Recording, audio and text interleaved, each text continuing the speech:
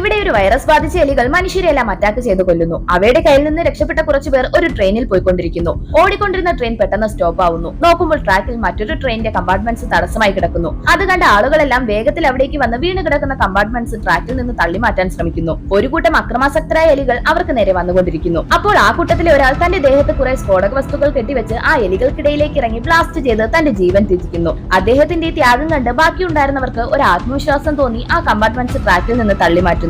അതിനുശേഷം എല്ലാവരും ഓടി വന്ന് ട്രെയിനിനകത്ത് കയറുന്നു. അപ്പോഴാണ് ലോക്കോ പൈലറ്റ് ഒരു കാര്യം ശ്രദ്ധിക്കുന്നത്. എന്താണെന്ന് വെച്ചാൽ റെയിൽവേ ട്രാക്ക് തെറ്റായ ഡയറക്ഷനിലാണ് കിടക്കുന്നത്. അതാരെങ്കിലും ചേഞ്ച് ചെയ്യണം. ഇദ്ദേഹം അതിന്റെ ഹാൻഡിൽ തിരിക്കുന്നു. പക്ഷെ അത് വീണ്ടും പഴയതുപോലെ ആവുന്നു. അതുകൊണ്ട് ഇദ്ദേഹം തന്റെ ജീവൻ പണയം വെച്ച് ആ ഹാൻഡിൽ പിടിച്ചു വെക്കുന്നു. ആ ട്രെയിൻ പാളത്തിലൂടെ കടന്നു പോകുന്നു. ഇദ്ദേഹം ആ ട്രെയിനിൽ കയറാനായി ഓടി വരുന്നു. ഇദ്ദേഹത്തിന്റെ മക്കളും ആ ട്രെയിനകത്താണുള്ളത്. പക്ഷെ ഓടിയെത്താൻ കഴിയാത്തതുകൊണ്ട് ഇദ്ദേഹം തന്റെ ഫാമിലിക്ക് ബായ് പറയുന്നു. ആ എലികൾ ഇദ്ദേഹത്തെ അറ്റാക്ക് ചെയ്യുന്നു.